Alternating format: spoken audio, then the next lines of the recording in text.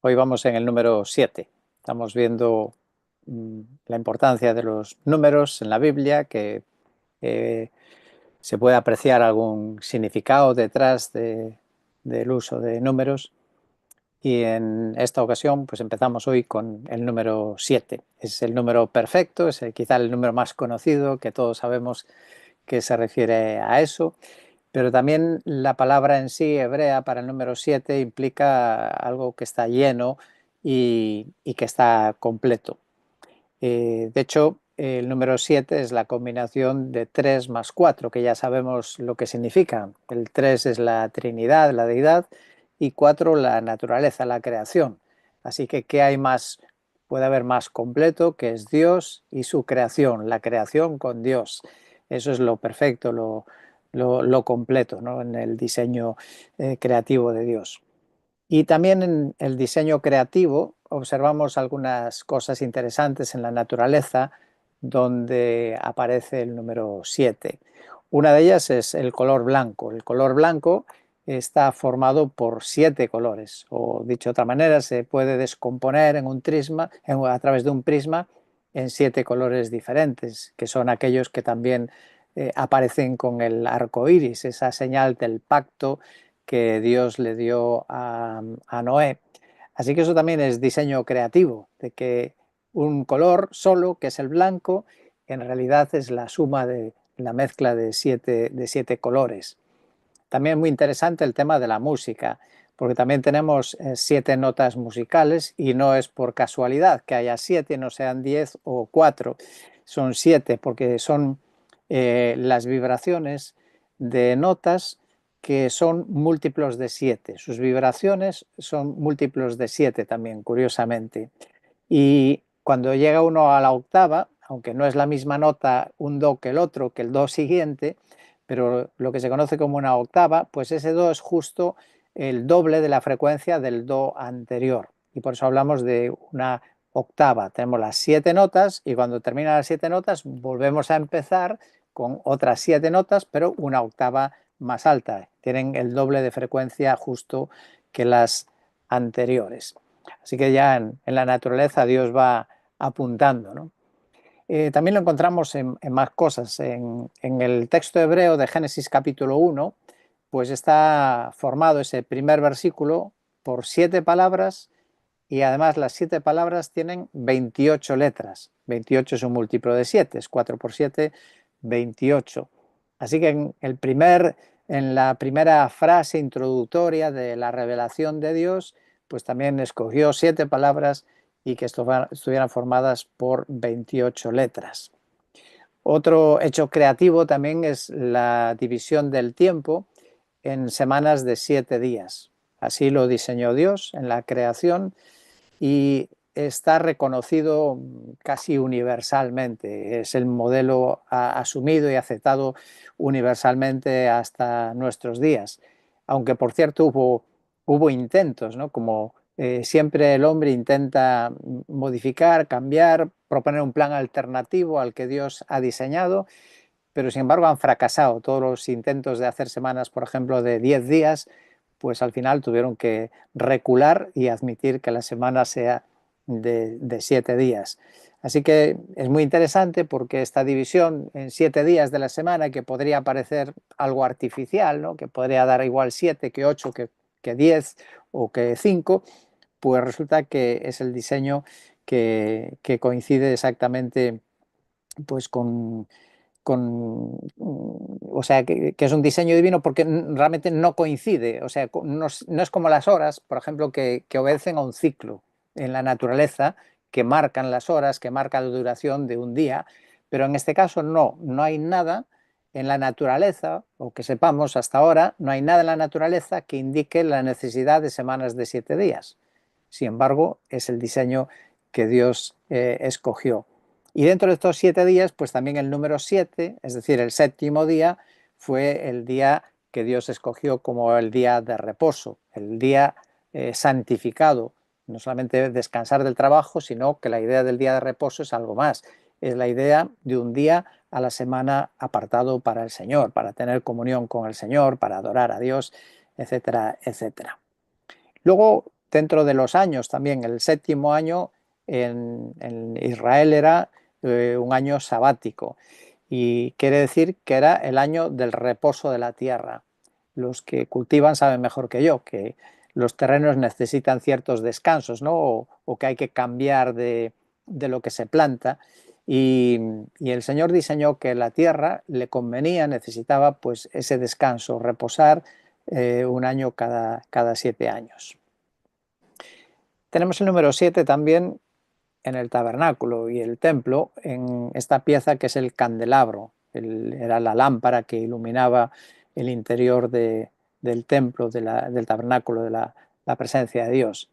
Y en él se pueden apreciar que hay un tronco principal y luego salen 6 brazos, 3 a cada lado de ese tronco principal, que de alguna manera también nos hablan de Dios en el centro, y el número 6 que representa a las personas, pues en torno a Dios, como reciben de él también la luz y reflejan la luz, formando todo ello un conjunto, una sola pieza conocida como el candelabro.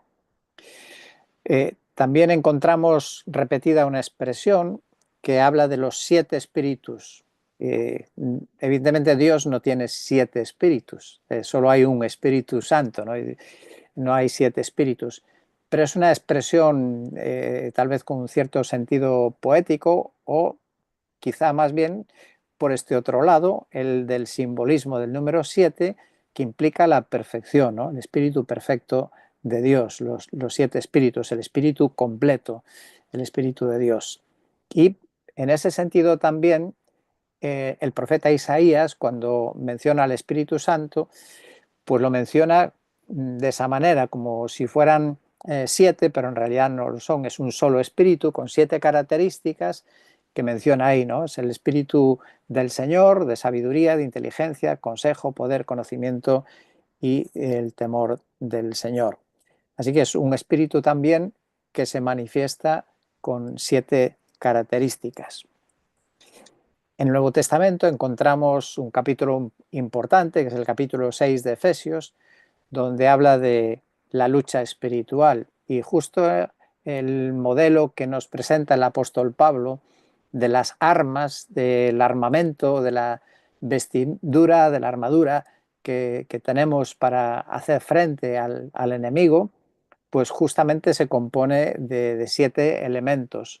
Pues el cinto de la verdad, la coraza de justicia, el calzado del evangelio, el escudo de la fe, el casco de salvación, la espada del espíritu, y añade luego un elemento más que debe acompañarlo a todo ello para que funcione, podríamos decir, ¿no? Para que estas armas sean eficaces, pues dice todo ello tiene que ir acompañado de la oración, elemento importantísimo en la vida del creyente, en nuestras luchas espirituales. Así que el 7 está también en la perfecta armadura, la perfecta capacitación, la perfecta preparación del creyente para su vida espiritual. Y también otra cosa curiosa que aparece en algunos libros poéticos, en la poesía hebrea, pues también se usa un recurso literario, una fórmula, que a nosotros quizás nos llame la atención, pero es un recurso literario, cuando dice, por ejemplo, en Proverbios 6, versículos 16 al 19, dice: 6 cosas hay que odia el Señor y 7 son abominación para él. Bueno, podría haber dicho directamente, ¿no? Pues el Señor odia 7 cosas, hay 7 cosas que Dios aborrece, pero no, usa este recurso poético también con un sentido y con un propósito. Y el propósito es que, aunque hay 7 cosas que el Señor aborrece, menciona hasta 6 y luego añade y 7, porque se quiere enfatizar, se quiere dar más importancia al número 7, a la séptima frase. Así que esta expresión poética que aparece varias veces en el Antiguo Testamento, sobre todo en Proverbios, pues tenemos que entender que está queriendo enfatizar esa última frase. Entonces Dios sí odia, aborrece los ojos soberbios, la lengua mentirosa, derramar sangre inocente, maquinar planes perversos, correr hacia el mal o ser un testigo falso con mentiras, pero todavía peor para Dios todavía le parece aún más grave algo que a lo mejor nosotros, pues el ser humano tristemente a lo mejor no le parece tan grave, pues dice el que siembra discordia entre hermanos. Es un recurso literario para poner énfasis en esa última frase, es la que quiere destacar. Bueno, a lo largo de la Biblia, el número 7, pues aparece pues muchísimas veces, ¿no? En muchos lugares. Uno de los libros destacados donde el 7 salta por encima de todo es el libro de Apocalipsis. En el libro de Apocalipsis, pues hay 7 cartas a 7 iglesias. Bueno, ¿por qué no fue a 8 o a 9 o no fue a 5 a 6? Porque las había más iglesias. Pero se escoge el énfasis en el número 7. Desde esto, las 7 iglesias, hay 7 sellos, hay 7 trompetas, hay 7 copas con los juicios de la ira de Dios.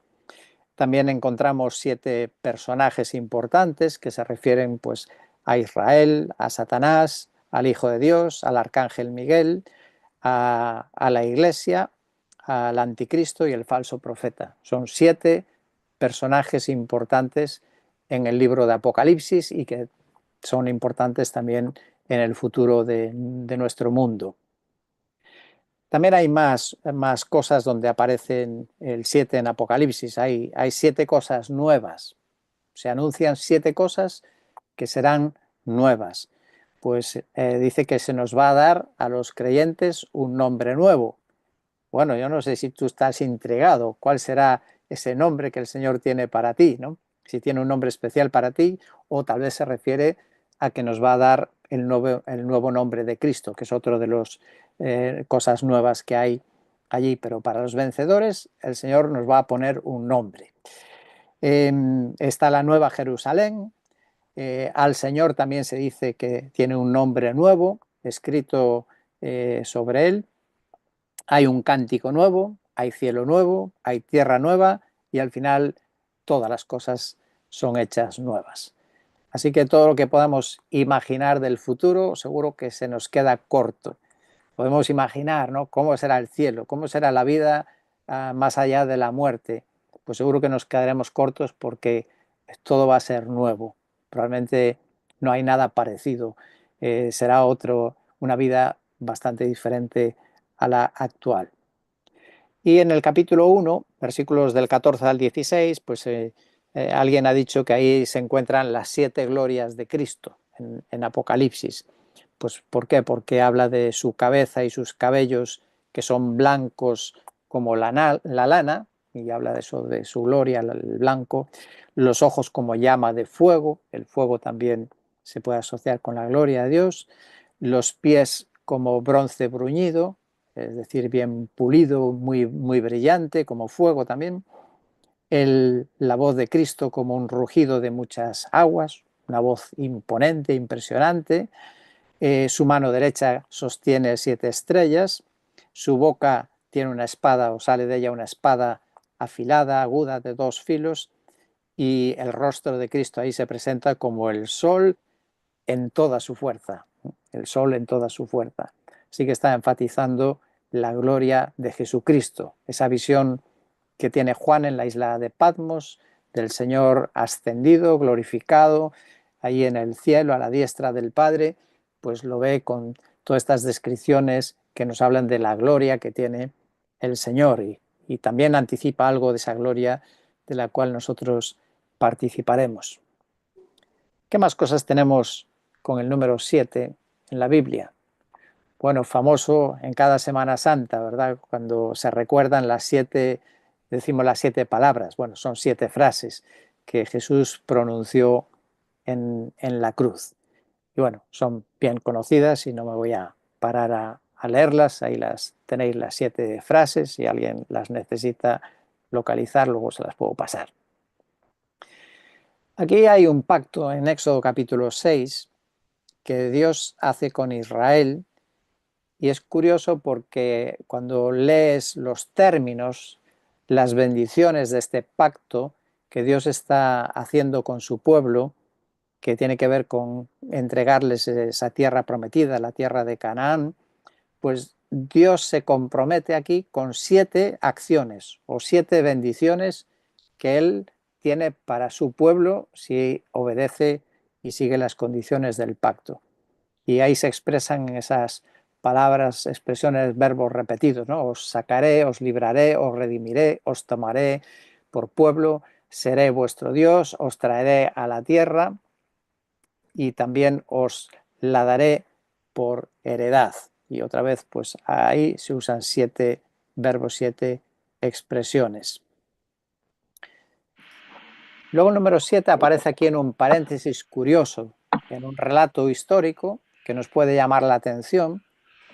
Hay un paréntesis y bueno, pues si está en la escritura es por algún motivo que ha incluido ese paréntesis.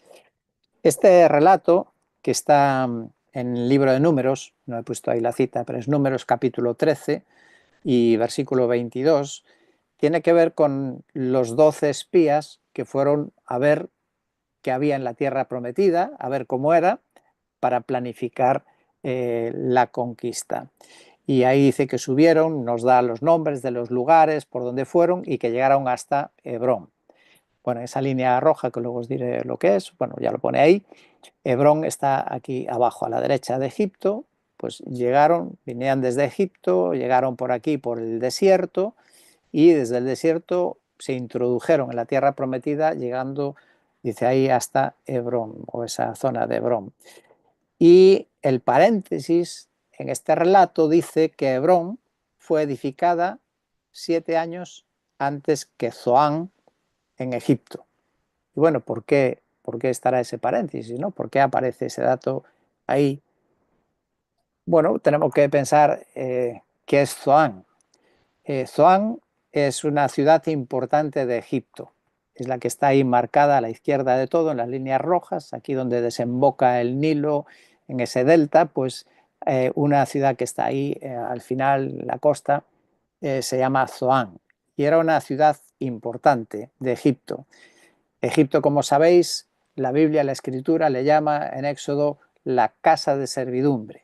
Entonces, Zoán era una de las capitales, de las ciudades importantes de una casa que para el pueblo de Dios era casa de servidumbre. Fue también capital de los Ixos, que gobernaron Egipto durante 500 años. Y esa ciudad pues era fronteriza con Gosén, y es donde Faraón tenía su corte en el momento en que Moisés y Moisés y Aarón fueron a entrevistarse con él, pues para que dejara salir a Israel de su tierra. Y lo interesante es que esta ciudad importante, donde se hizo esa negociación, en la actualidad es un lugar que está en ruinas, y no solamente que está en ruinas, sino que ahí hubo construcción de nuevas ciudades que volvieron a caer en ruinas, volvieron a construirse y volvieron a ser ruinas, con lo cual hay ruinas encima de ruinas. Y bueno, es bastante significativo, ¿no? Porque en ese lugar entraron como en competencia los sabios de Faraón, los consejeros de Faraón, y ahí quedaron en ridículo, fueron expuestos como necios, lo dice Isaías capítulo 19, porque Dios obró milagros muy superiores y extraordinarios y sacando a su pueblo de una manera pues totalmente impensable, imposible, ¿no? ¿Cómo podía salir un pueblo esclavo? ¿Qué armamento, qué fortalezas podía tener para poder salir y escapar del dominio de la superpotencia de aquel tiempo que era Egipto, ¿no? Pues sin duda por el brazo poderoso de Dios, no había otra manera.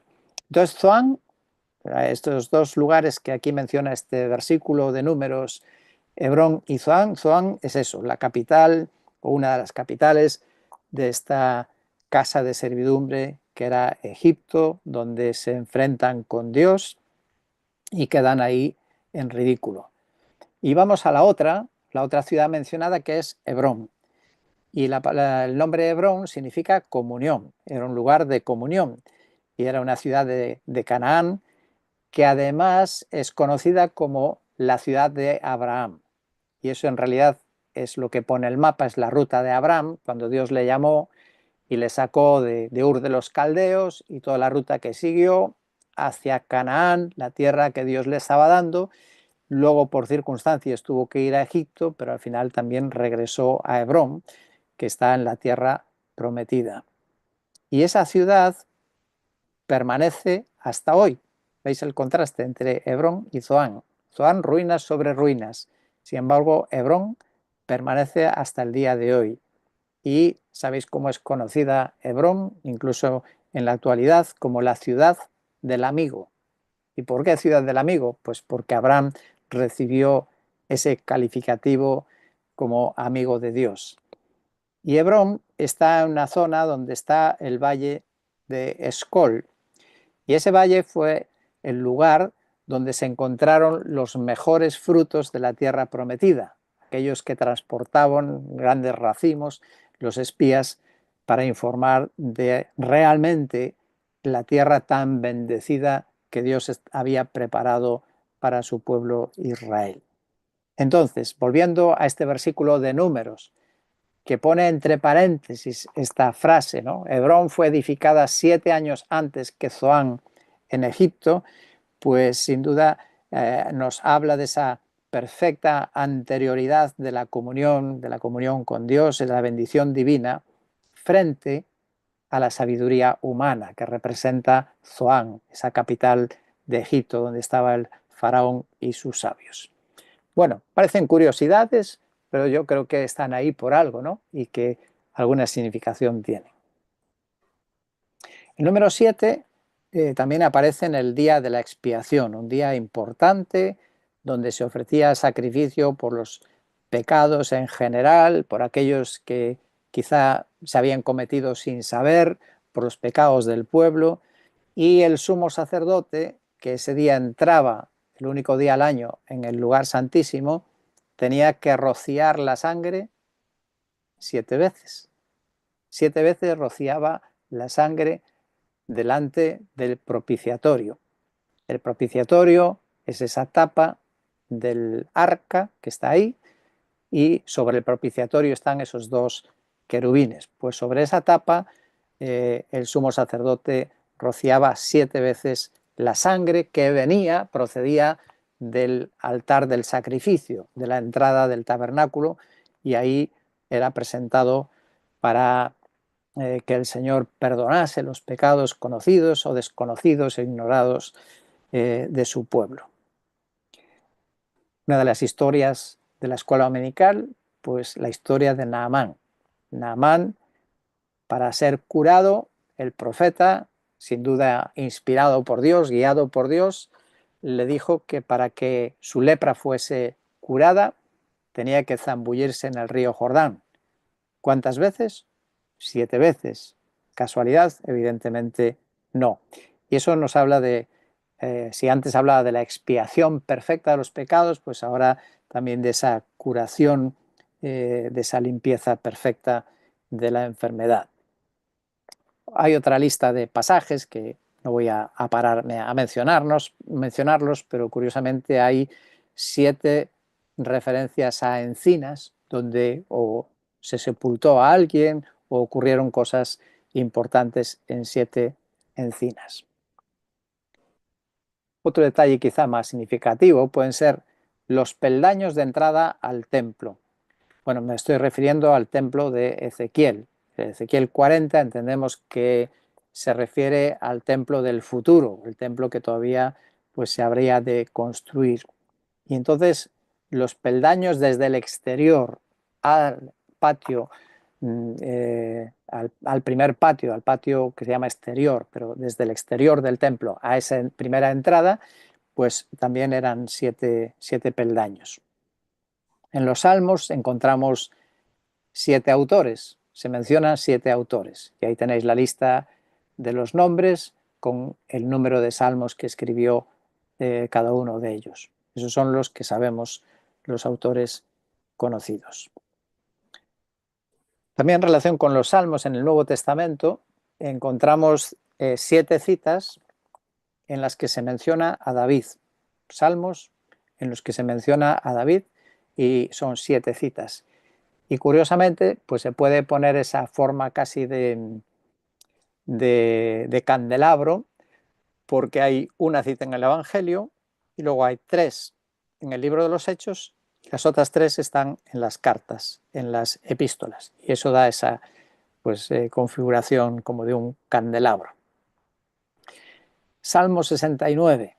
También es un salmo que debe tener cierta importancia o cierta relevancia, porque también hay 7 citas de ese salmo en el Nuevo Testamento. ¿Qué es el Salmo 69? Bueno, si dijera el 23, seguro que sabemos todos de qué trata, ¿no? 69 ya un poco más difícil. Es el salmo que se puede titular como la oración del justo perseguido. Y es, bueno, pues una oración importante, ¿no? Todos de alguna manera en la vida sufrimos injusticias y esas injusticias nos llevan a orar. Y este salmo se recoge ahí 7 veces en el Nuevo Testamento.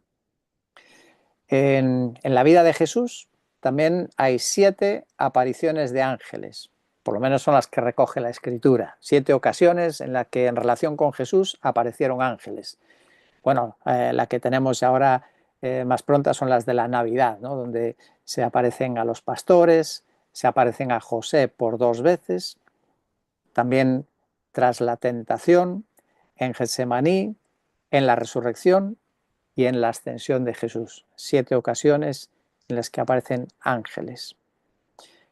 En el Evangelio de Juan encontramos 7 milagros, aunque, como sabéis, Juan no habla de milagros, sino que habla de señales. Y ahí se escogieron, el Señor guió a Juan a escoger 7 señales.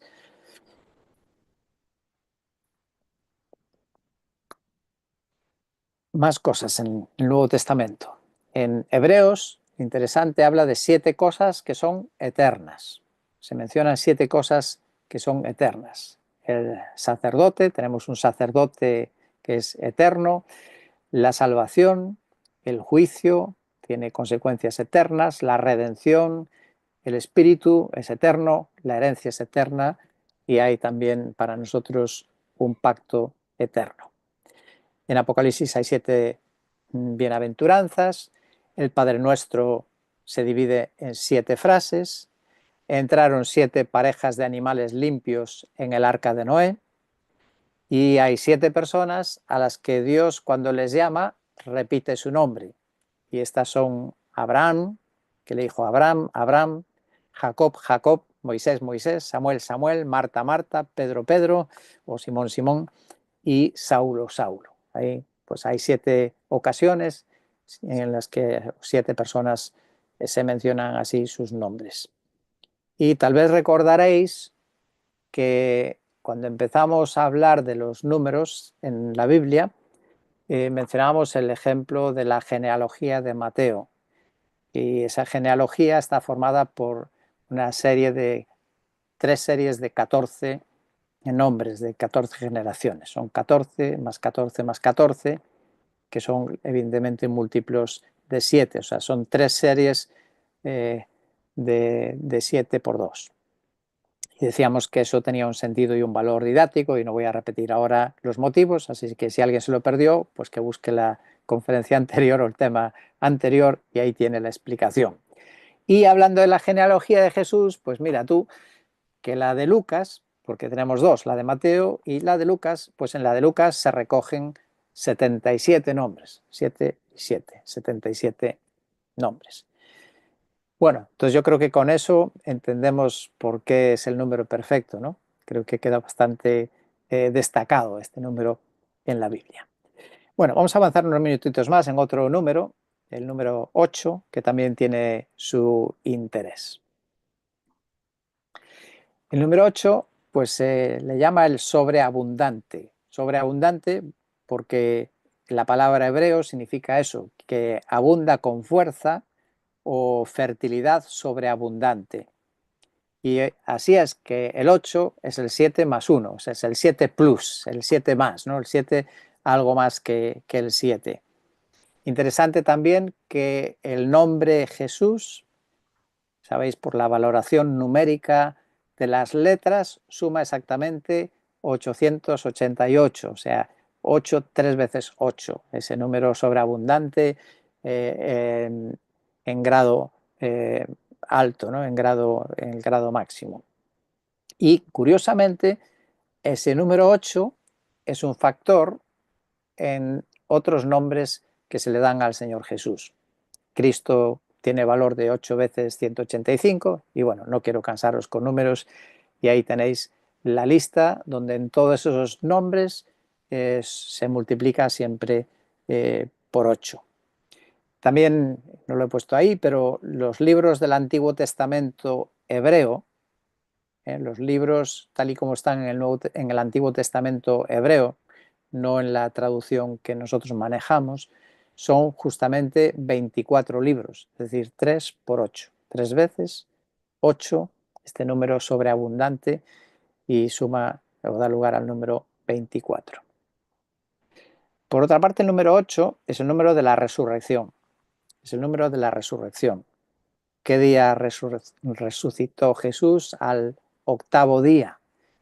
El octavo día es el comienzo de una nueva semana, de una nueva serie de 7.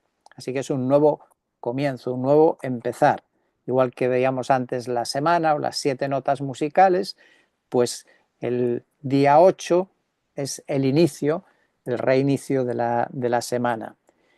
Quizá también de forma simbólica, pues fueron 8 los que salieron del arca de Noé. Son los que se libraron, y el arca de Noé pues es como un cuadro también de la resurrección, de aquellos que han sido salvados y resucitan.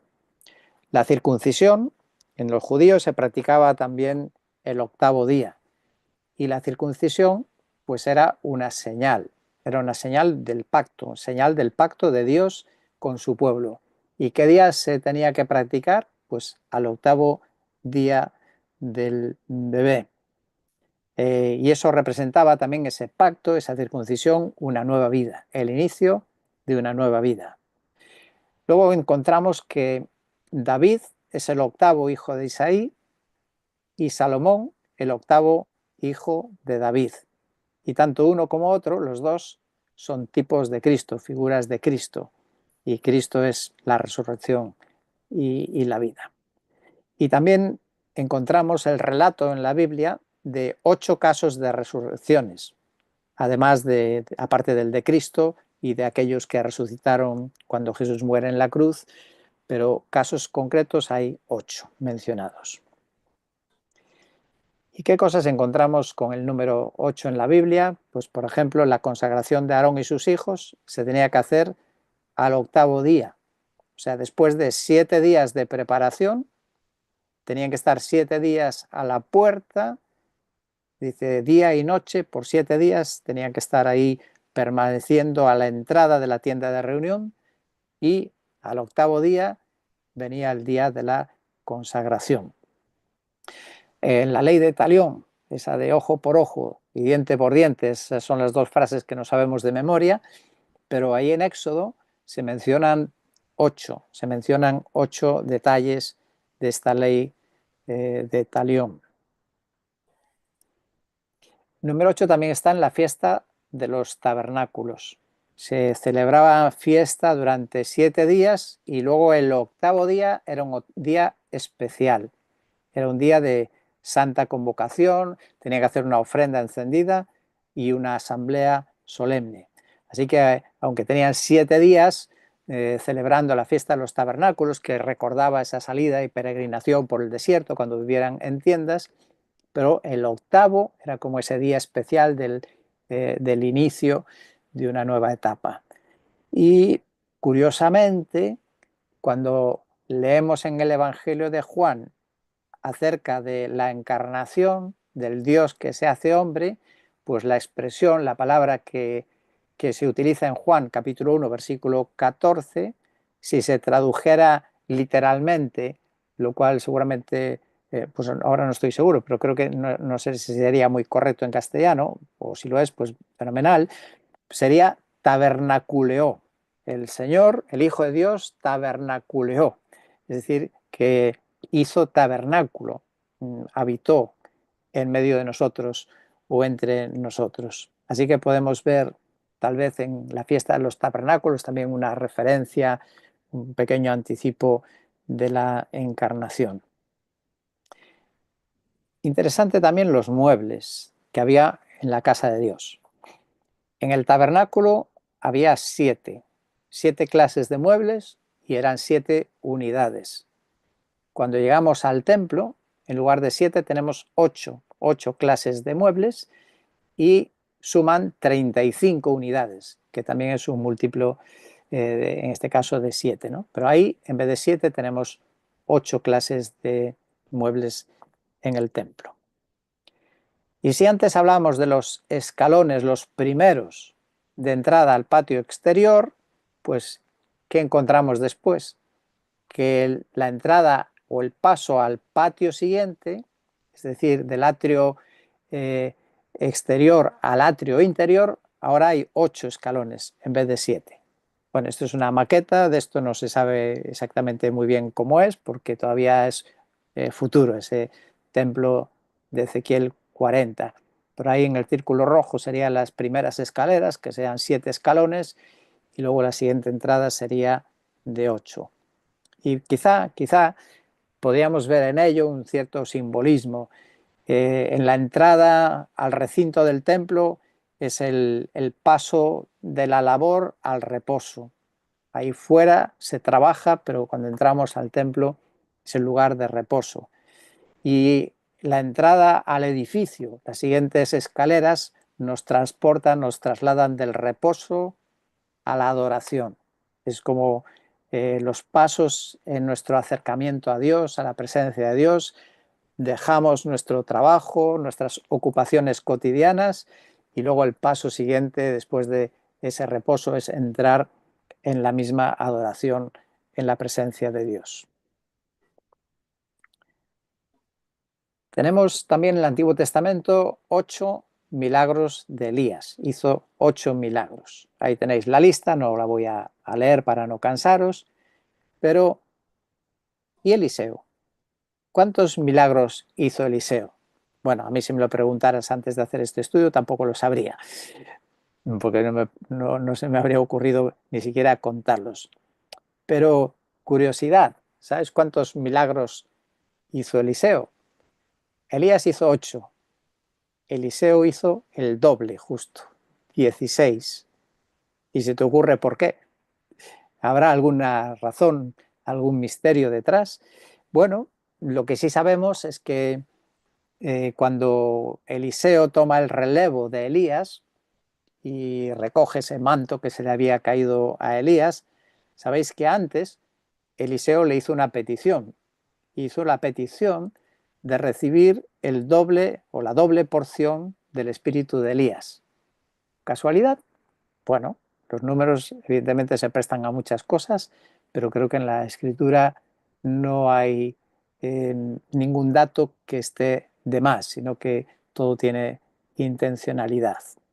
Y Eliseo pues recogió ese manto y con él dividió las aguas del Jordán al golpearlas con el manto, y entonces pues los hijos de los profetas, es decir, los profetas que había en aquel tiempo, reconocieron con eso que el espíritu de Elías había posado sobre Eliseo. El 8 está también en la Iglesia, en 8 puntos que nos da Efesios capítulo 4, que deben ser la base, el motivo para la unidad en el cuerpo de Cristo. Y la noción que tenemos que tener, que la Iglesia es un solo cuerpo, un solo espíritu, una misma esperanza, un Señor, una fe, un bautismo, un Dios y un Padre. Y estos son puntos de unidad a todos aquellos que son verdaderamente creyentes, verdaderamente nacidos de nuevo. También Santiago nos da 8 características para la sabiduría divina. ¿Cómo es la sabiduría divina? ¿En qué se manifiesta? Pues Santiago nos da esas 8 características: pura, pacífica, amable, condescendiente, llena de misericordia, llena de buenos frutos, sin vacilación y sin hipocresía. Y también, quizá curiosamente, hay 8 personas que son llamadas varón de Dios.